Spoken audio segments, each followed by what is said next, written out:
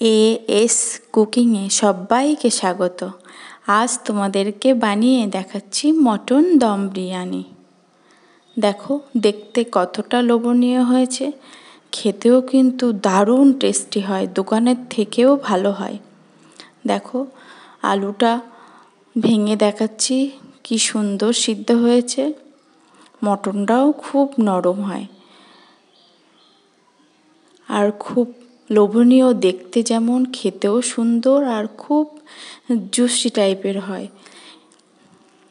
এই জন্য আর দেখো কতটা ভাত ঝরঝরে হয়েছে।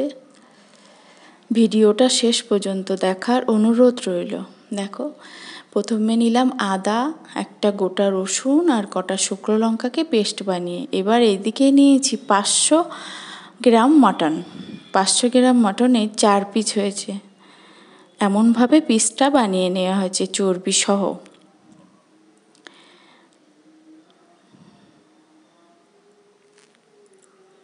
এইবার সেই মটনগুলোকে পরিষ্কার করে নিলাম, নিয়ে ফ্যাটানো টক দই জল ঝরানো 3 চা চামচ দিলাম, আর দিলাম 1 চা চামচের একটু কম বিরিয়ানি মশলা,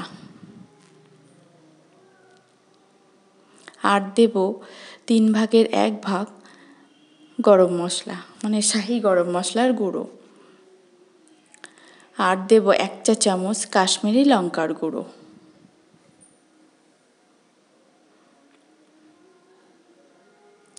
দিয়ে সবগুলোকে সুন্দরভাবে হাতের সাহায্যে ডোলে ঘষে ঘষে ভালো করে ম্যারিনেট করে নেব অল্প লবণ দিয়ে। মানে 500 মাটনে আমি 1/2 চা চামচ লবণ দিয়েছি, দিয়ে সুন্দর করে ঘষে ঘষে এটাকে ম্যারিনেট করে আমি 1 ঘন্টার জন্য রেস্টে রেখে দেব। এই দিকে আমি নিয়েছি 303 বাসমতি চাল। এটাকে পরিষ্কার করে 7-8 বার ধুয়ে জল দিয়ে 1 ঘন্টা ভিজিয়ে রাখবো। তারপরে এই দিকে নিয়েছি 1 কাপ মতো গরম ফুটন্ত দুধ। সেই দুধে দিলাম আমি কেশর কিছুটা। এই গরম দুধে কেশর দিলে কালারটা বা গন্ধটা খুব ভালো আসে আগের থেকে ভিজিয়ে রাখলে। এই দিকে কড়াইতে পরিমাণ মতো তেল নিয়ে 2 চা চামচ ঘি দিয়ে আমি 500 গ্রাম চাল বা 500 গ্রাম মটনের জন্য নিয়েছি 250 গ্রাম পেঁয়াজ কুচি করে, এরকম একটু লালচে করে পেঁয়াজ বেরেস্তা বানিয়ে নেব। এই সময় খুব লো আঁচে ভাজতে হবে এটাকে, যেন পুড়ে না যায়। এই দিকে 3টে আলু লবণ হলুদ মাখিয়ে সুন্দর করে লালচে করে ভেজে তুলে নেব। সেই তেলে দেব 3 ভাগের 1 ভাগ চা চামচের একটু চিনি ফোড়ন, কালারটা ভালো আসার জন্য। দিয়ে সেই আগে থেকে আদা রসুন শুকনো লঙ্কার যে পেস্টটা ছিল সেটাকে দিয়ে সুন্দরভাবে কষিয়ে নেব, রসুনের কাঁচা গন্ধ ছেড়ে না যাওয়া পর্যন্ত। আর 2 চা চামচ দেব টমেটো সস। সুন্দর করে এটাকে কষিয়ে নেব।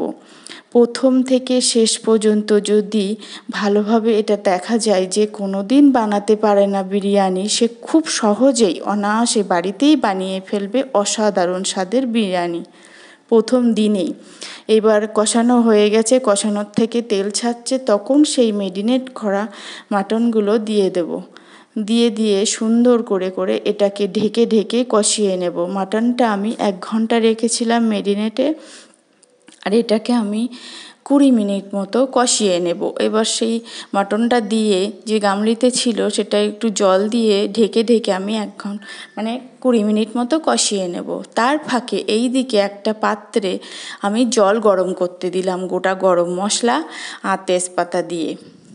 আবার ঢাকনা খুলে এবার আমি একটা লবঙ্গ কটা, 3টে এলাচ আর দারচিনি দিলাম সেই মাটনের উপরে, আর 1/2 বেরেস্তা দিলাম, আর 1/2 বেরেস্তা রেখে দিলাম পরে, এটা লাগবে লেয়ারের জন্য। এই সবগুলো দিয়ে আবার একটু ভালো করে নাড়িয়ে চাড়িয়ে আবার ঢেকে দেব।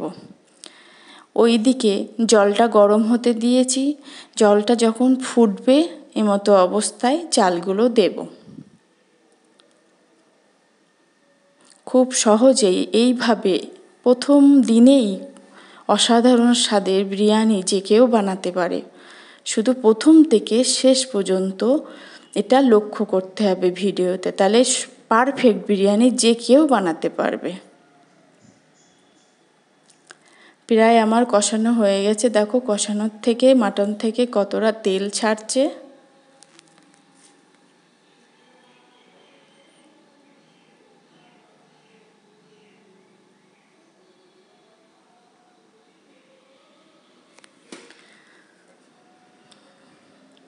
নাড়িয়ে চাড়িয়ে আবার ঢেকে ঢেকে এইভাবে মাটনটাকে আমি কষিয়ে নেব। এইদিকে সেই চালের জলে দিলাম 2 চা চামচ সাদা তেল আর 1 চা চামচ ভিনিগার না তাহলে হাফ পাতিলেবুর রস দিলেই হবে। এটা দিলে ভাত সাদা হবে এবং ছাড়া ছাড়া হবে।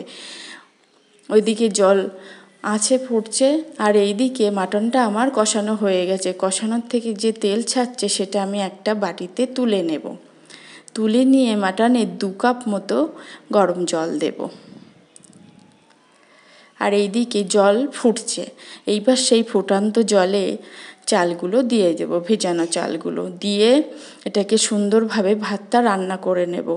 চিকেন বিরিয়ানি হলে 80% ভাত সিদ্ধ করলে হয়। এটা মাটন যেহেতু একটু সময় লাগবে, সেই জন্য আমি 60% মতো ভাত হলেই নামিয়ে নেব। এইবার সেই জল দেয়া মাটনটা আমি একটা প্রেসার কুকারে 4টে সিটি দেওয়া পর্যন্ত অপেক্ষা করব। তার ফাঁকে ভাতটা হয়ে গেছে আমার 60% সিদ্ধ। জল ঝরিয়ে রেখে দেব একটা পাত্রে। দেখো মটনের সিটিটা খুলে দেখছি আলুও সিদ্ধ হয়ে গেছে, মাটনও সব সিদ্ধ হয়ে গেছে। এইবার এগুলো কড়াইতে দিয়ে একটু ফুটিয়ে নিয়ে দেখো কি সুন্দর হয়েছে।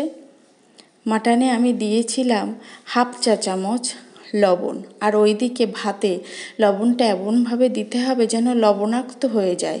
পরে আর ভাতে বা মাটনে কোনো লবণেরই ব্যবহার হবে না, এতেই ঠিকঠাক হয়ে যাবে। এবার সেই মাটন থেকে আলু আর মাটনের পিসগুলো সে গ্রেভি থেকে তুলে নেব। তুলে নিয়ে গ্রেভিটা একটা ছাঁকনির সাহায্যে সুন্দর করে ছেঁকে তার এগুলো বার করে নেব।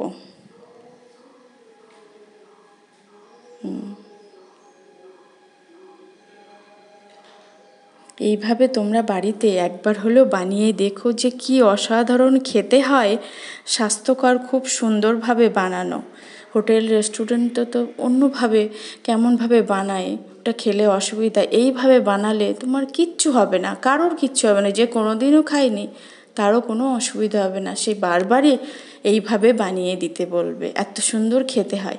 এবার একটা পাত্র নিলাম, সেই পাত্রে 2 চা চামচ ঘি ব্রাশ করে নিলাম। নিয়ে এইদিকে সেই যেটা কেশর ভেজানো ছিল গরম দুধে, ওই দুধে 1.5 চা চামচ দেব গোলাপ জল, 1.5 চা চামচ দেব কেওড়া জল আর 2 ফোঁটা দেব মিঠা আতর দিয়ে, আর হাফ চা চামচ দেব বিরিয়ানি মশলা। এটা দিলে যখন দেব পুরো ভাতের মধ্যে এগুলো সব মিশে যাবে আলাদাভাবে, আর বিরিয়ানি মশলা দেব না বলে এই দুধের সাথেই মিশিয়ে দিয়েছি।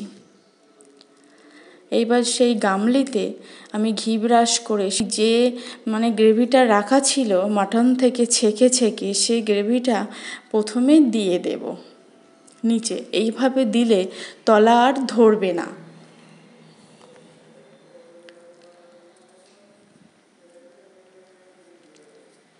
দিয়ে এবার সেই ভাতগুলো দেব। দেখেছো কতটা ঝুরঝুরে ভাত হয়েছে। ভাতটা অবশ্যই মাটন বিরিয়ানিতে 60% সিদ্ধ করবে আর চিকেনে 80%।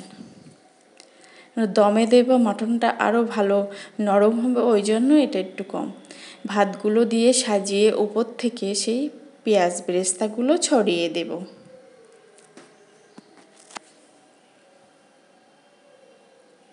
দিয়ে এবার আলু, তারপরে ডিম, তারপরে মাটন সাজিয়ে দেব। দেখতে যেমন হয়েছে খেতেও কিন্তু অসাধারণ হয়।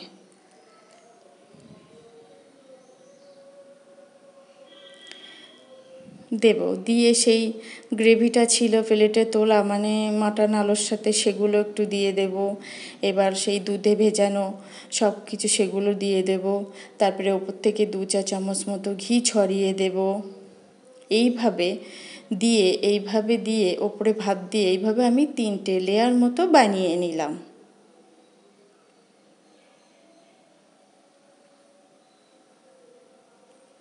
অনেকে বলে বিরিয়ানি বানানো খুব ঝামেলা বা হয় না, একদমই ঝামেলা না। আমার কাছে খুব সহজে, আমি যখন প্রথম দিন বানিয়েছিলাম সে খুব সহজ লেগেছিল, এবং খুব সহজে মাথা ঠান্ডা করে মন দিয়ে যদি দেখা হয় ভিডিওটা, তাহলে যে কেউ খুব অনায়াসে বাড়িতে পারফেক্ট বিরিয়ানি বানিয়ে নিতে পারবে। ভাতগুলো আমার সাজানো হয়ে গেছে, ওপর থেকে পেঁয়াজ বেরেস্তাগুলো সুন্দর করে ছড়িয়ে দেব।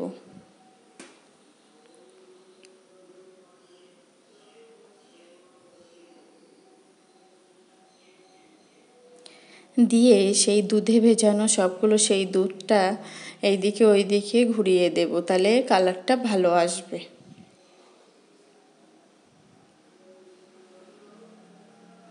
আর দিলাম 2 চা চামচ মতো ঘি। প্রত্যেক লেয়ারে ঘি, দুধে ভেজানো ওগুলো, বেরেস্তা, এগুলো অবশ্যই দিতে হবে। দিয়ে সেই শেষে দেব সেই যে গ্রেভিটা ছেঁকে নেওয়া ছিল, সেটা উপর থেকে ছড়িয়ে দেব। ছড়িয়ে আমি এতে আর কোনো দিচ্ছি না আটা ময়দা, কেননা এটার পাত্রের সঙ্গে একদম পুরো সেটিং। এর উপরে ঢাকনা দিয়ে আমি একটা পাথর চাপা দিয়ে দেব, খুব ভারী একটা পাথর। আর এই দিকে একটা তাওয়াই গরম হতে দিয়েছি, সেই তাওয়ার ওপরে সেই বিরিয়ানির গামলিটা দিয়ে দিলাম, দিয়ে পাথর চাপা দিয়ে আমি 15 মিনিট এইভাবে মিডিয়াম আঁচে হতে দিলাম। তারপরে 15 মিনিট আবার ভাপে রাখার পরে দেখো বিরিয়ানিটা খুলে দেখো কি সুন্দর ঝরঝরে, আর দেখতেও তেমন সুন্দর হয়, একদম পারফেক্ট, নিচ থেকে ধরে যাবে না। এইভাবে যদি সঠিক সব কিছু ঠিক ঠিক উপায়ে বানানো যায়। দেখো কত ঝরঝরে বিরিয়ানি। আমি একটা প্লেটে তুলে দেখাচ্ছি।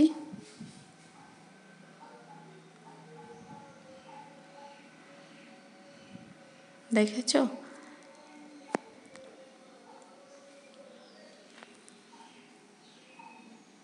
এই পদ্ধতিতে তোমরা একবার হলেও বাড়িতে বানিয়ে দেখো। এটা হলো বাংলাদেশি স্টাইলে মাটন বিরিয়ানি।